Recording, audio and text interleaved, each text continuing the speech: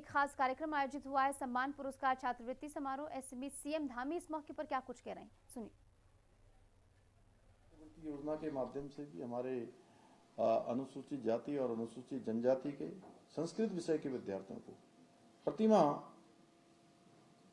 इतनी ही छात्रवृत्ति आर्थिक सहायता प्रदान की जा रही है। यही नहीं, संस्कृत भाषा में उत्कृष्ट प्रदर्शन करने वाले विद्यार्थियों को संस्कृत छात्र प्रतिभा सम्मान से भी सम्मानित किया जा रहा है। इसके अंतर्गत हाई स्कूल और इंटरमीडिएट परीक्षाओं में सर्वोच्च स्थान प्राप्त करने वाले विद्यार्थियों को प्रथम पुरस्कार के रूप में 5100 रुपये, द्वितीय को 41 और तृतीय को 3100 रुपये प्रदान किए जा रहे हैं। इसके अतिरिक्त उत्तराखंड संस्कृत विश्वविद्यालय एवं श्री रघुनाथ कीर्ति केंद्रीय संस्कृत विश्वविद्यालय के स्नातक एवं स्नातकोत्तर विद्यार्थियों को पुरस्कृत भी किया जा रहा है। यही नहीं, संस्कृत के प्रचार प्रसार के लिए उत्तराखंड संस्कृत अकादमी हरिद्वार के माध्यम से अखिल भारतीय शोध सम्मेलन, अखिल भारतीय ज्योतिष सम्मेलन, अखिल भारतीय वेद सम्मेलन, अखिल भारतीय संस्कृत कवि सम्मेलन, संस्कृत शिक्षक कौशल विकास कार्यशाला, संस्कृत छात्र प्रतियोगिता जैसे विभिन्न कार्यक्रम आयोजित किए जा रहे हैं। हम संस्कृत विद्यार्थियों की सरकारी सहायता, शोध कार्यों में सहयोग एवं रोजगार के अवसर सुनिश्चित कर इसे नई पीढ़ी में और लोकप्रिय बनाने के लिए भी प्रयास कर रहे हैं। सभी सरकारी कार्यालयों और अधिकारियों के नाम की पट्टिकाओं को हिंदी के साथ साथ संस्कृत में लिखने की परंपरा भी हमने प्रारंभ की है। यहाँ का हवाई अड्डा हो, रेलवे स्टेशन हो, बस अड्डा हो, इन सभी पर हम इस प्रकार के प्रयास कर रहे हैं। भाइयों बहनों, हमारी देववाणी संस्कृत के गौरव को पुनर्स्थापित करने हेतु अपने विकल्प रहित संकल्प के साथ हम इसी प्रकार काम करते रहेंगे। परंतु हमारा ये संकल्प तभी पूरा हो सकेगा जब संस्कृत भाषा केवल पूजा पाठ तक सीमित न रहकर आम जनजीवन की बोलचाल और व्यवहार की भाषा बने। इस कार्य में माता पिता और गुरु तीनों का विशेष प्रयास होगा, तभी हमारी आने वाली पीढ़ी संस्कृत भाषा को और उसके महत्व को समझ सकेगी। मुझे पूरा विश्वास है कि हम सभी आने वाली पीढ़ी को अपनी संस्कृति से जुड़े रहने के साथ साथ देववाणी संस्कृत के गौरव को आत्मसात करने के लिए भी हमारी भावी पीढ़ी को प्रेरित करेंगे, उसको मार्गदर्शन करेंगे। इसी विश्वास के साथ पुनः आप सभी को शुभकामनाएं देते हुए, आप सभी के उज्जवल भविष्य की कामना करते हुए मैं अपनी बात को समाप्त करता हूं। धन्यवाद।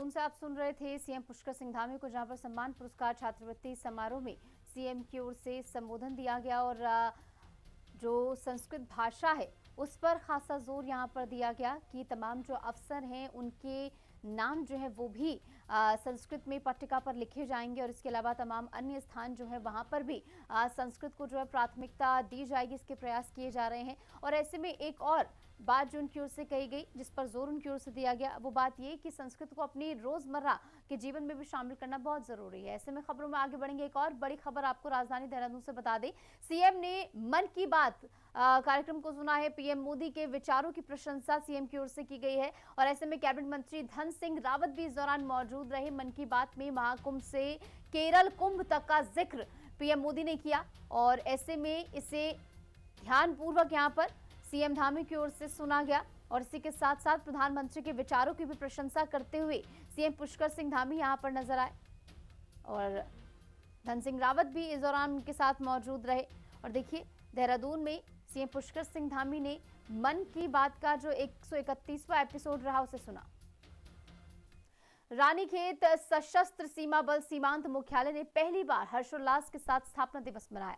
बल के उप महानिरीक्षक दुर्गा बहादुर सोनार ने अमर जवान स्थल पर पुष्प चक्र अर्पित कर शहीद हुए वीर जवानों को श्रद्धांजलि दी। उप महानिरीक्षक को बल के द्वारा गार्ड ऑफ ऑनर भी दिया गया। इन्होंने अपने संबोधन में बल के सभी जवानों के अधिकारियों को आज के दिन की शुभकामनाएं भी दी हैं।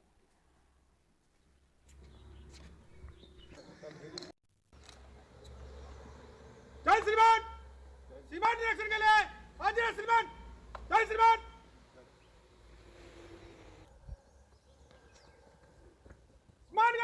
सीमांत रानीखेत के 15वीं स्थापना दिवस मना रहे हैं। इससे पहले तो हमने हमारे जो वीर पुरुष है जो अपने देश के खातिर अलग जगह में जो ऑपरेशन के दौरान शहीद हुए हैं उनको हम श्रद्धांजलि दिए हैं। इसके बाद हम दूसरे कार्यक्रम भी रखेंगे।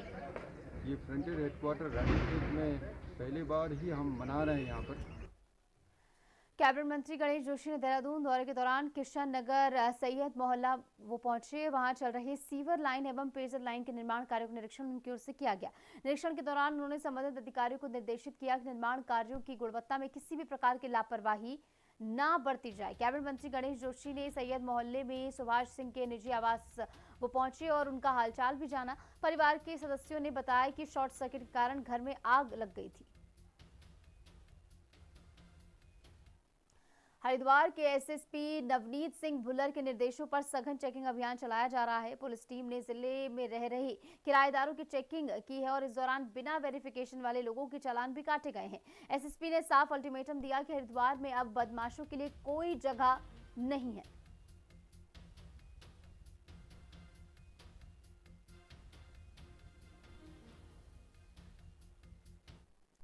देहरादून से एक बड़ी खबर आ रही है जहां शिक्षा निदेशक मारपीट मामले ने तूल पकड़ा है। विधायक उमेश काऊ ने मारपीट से यहां पर इनकार कर दिया और ऐसे में उनकी ओर से जो बयान सामने आया वो भी आपको बता दें। मैं सिर्फ 4 लोगों के साथ निदेशक के पास पहुंचा था, ये बात उनकी ओर से शब्दशः कही गई है। मारपीट शिक्षा निदेशक की तरफ से की गई, ये उमेश काऊ की ओर से कहा गया। सीधे तौर पर मारपीट के आरोपों को सिरे से नकारते हुए यहाँ पर उमेश काऊ नजर आए हैं और इनकी ओर से सभी आरोपों को खारिज कर दिया गया। विधायक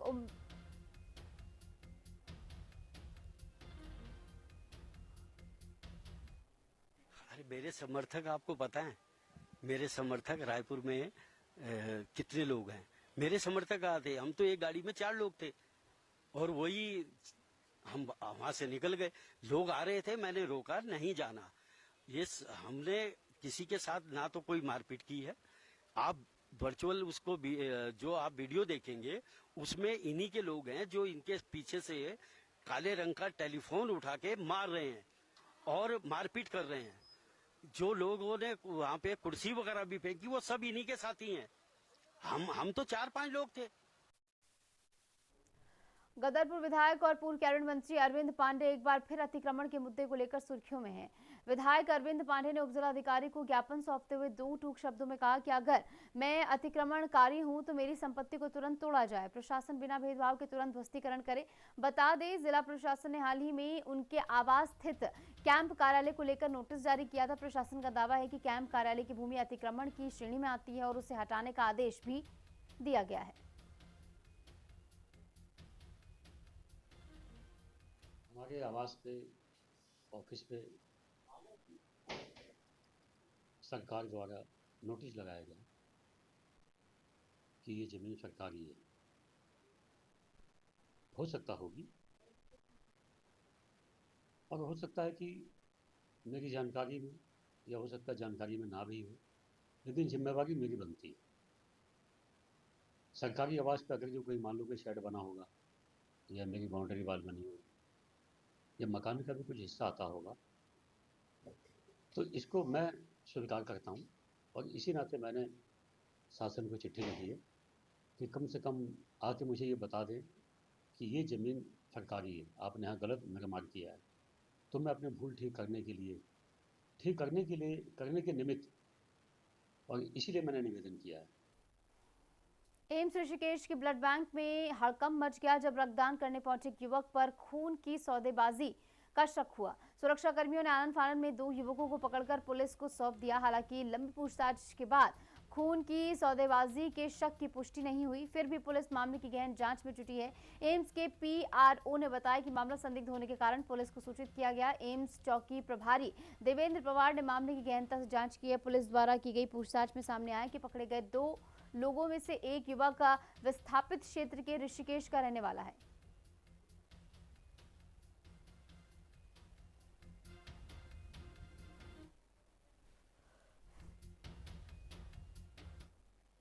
उधम सिंह नगर के खटीमा में पुलिस ने बुजुर्ग महिला की हत्या की गुत्थी सुलझा ली है। गला दबाकर हत्या की वारदात को अंजाम देने वाले आरोपी भतीजे को पुलिस ने गिरफ्तार कर लिया है। आरोपी ने कबूला कि पैसों की जरूरत के चलते ताई से कुछ पैसे लिए और फिर गला दबाकर हत्या कर दी। बता दें कि 18 फरवरी देवभूमि धर्मशाला कॉलोनी में एक मकान के अंदर बुजुर्ग महिला की लाश मिली थी, जिसके बाद पूरे इलाके में हड़कंप मच गया था।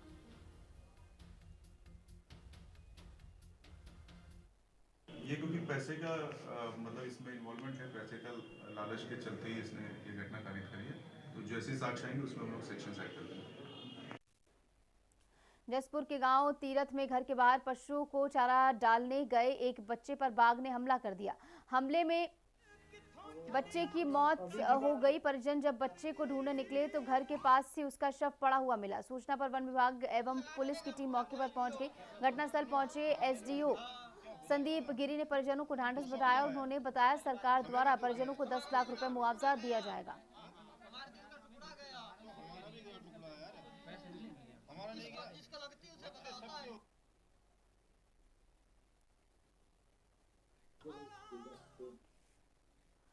उधम सिंह नगर में रियल लाइफ में ऐसी तस्वीर कैमरे में कैद हुई जो सोशल मीडिया पर जमकर वायरल हो रही है। पुलिस हिरासत में न्यायालय में पेशी को लाया गया एक आरोपी युवक पुलिस को चकमा देकर फरार हो गया। हालांकि पुलिसकर्मियों ने तत्परता दिखाते हुए स्थानीय लोगों की मदद से आरोपी को पकड़ लिया।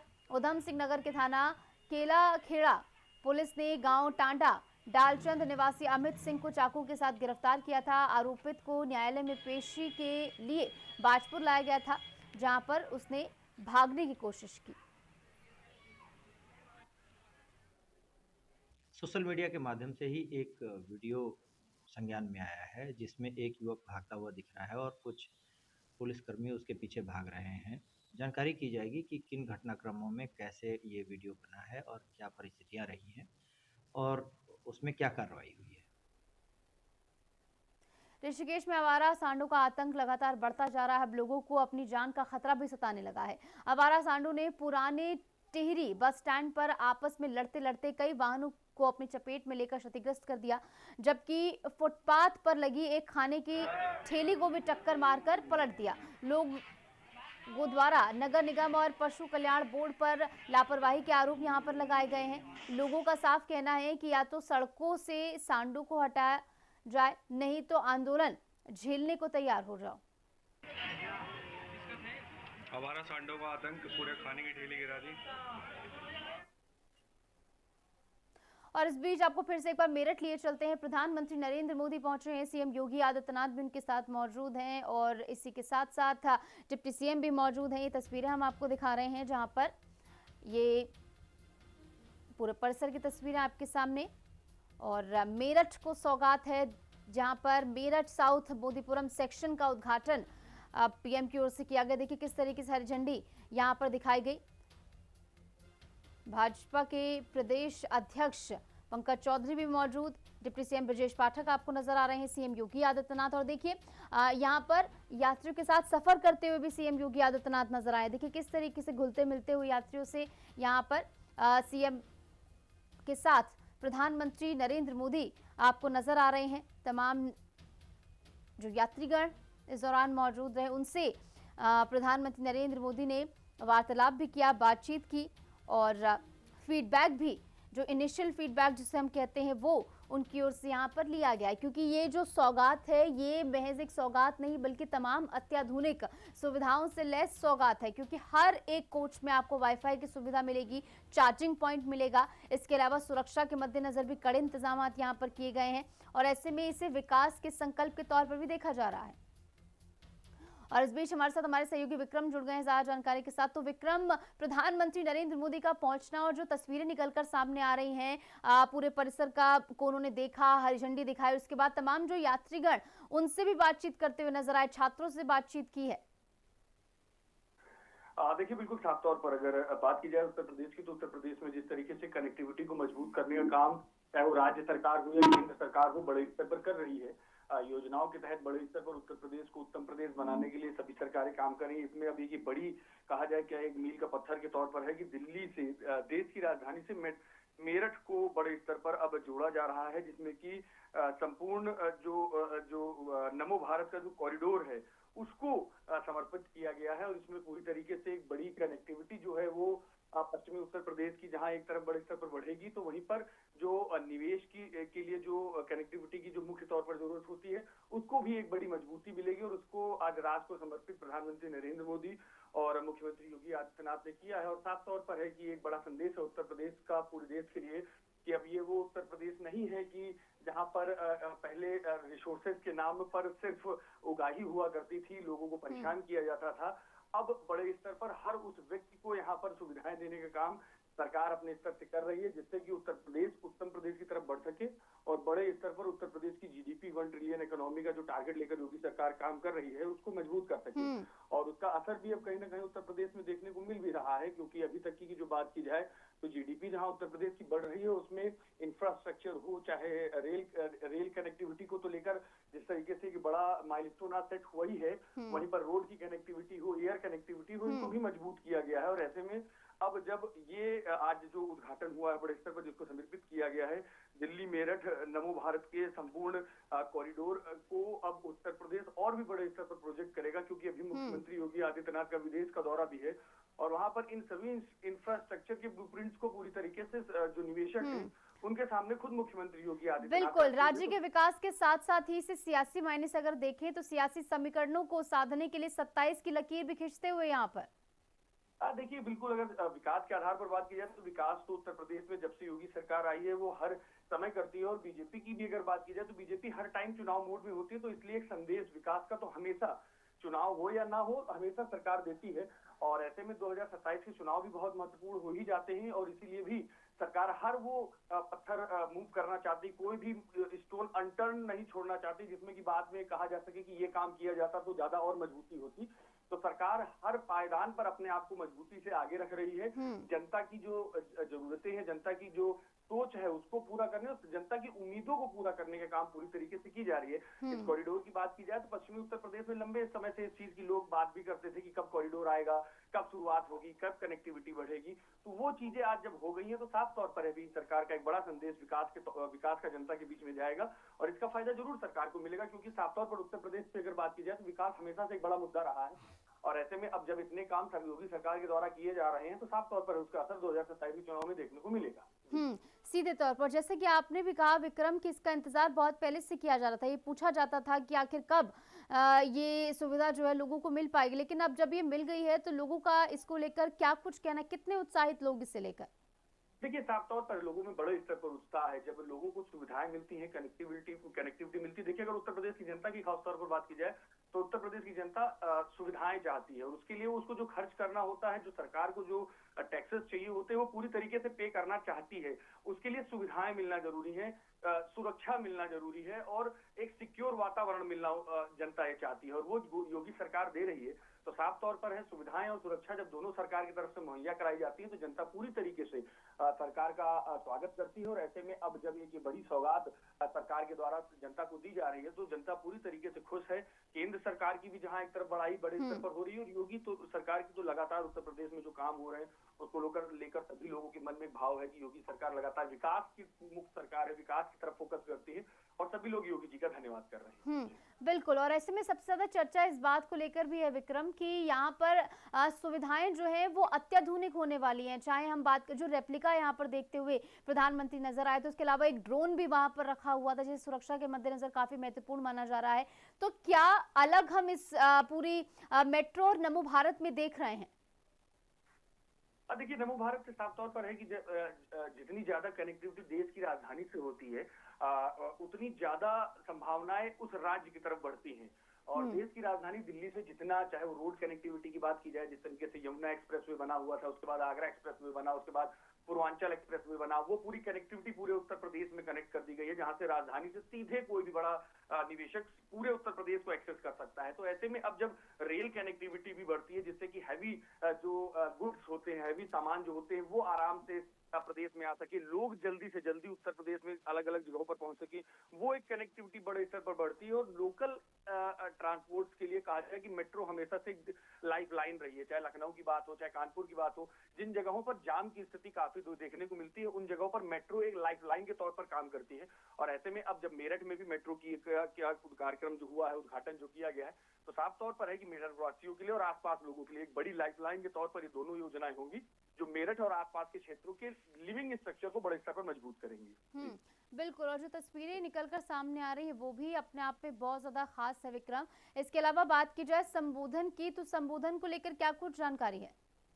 देखिए, लगातार जिस तरीके से उत्तर प्रदेश का विकास हो रहा है, प्रधानमंत्री नरेंद्र मोदी की बात की जाए, मुख्यमंत्री योगी आदित्यनाथ की बात की जाए, डबल इंजन की सरकार है, लगातार उत्तर प्रदेश को विकास के पथ पर आगे बढ़ाने का काम कर रही है। जैसे भी मैंने भी गिनाया, बिगर ओवरऑल स्ट्रक्चर की भी बात की जाए, पूरे पर्सोना को देखा जाए, क्योंकि 2027 का चुनाव है और सरकार विकास के एजेंडे को मजबूत करना चाहती है, तो साफ तौर पर पूरे उत्तर प्रदेश में चाहे स्वास्थ्य सुविधाएं हो, चाहे शिक्षा हो, चाहे कानून व्यवस्था हो, सबसे बड़ी चीज महिला सुरक्षा की बात हो, इंफ्रास्ट्रक्चर की बात हो, कनेक्टिविटी की बात हो, ये सभी एक बड़े मुद्दे रहे हैं हमेशा उत्तर प्रदेश में।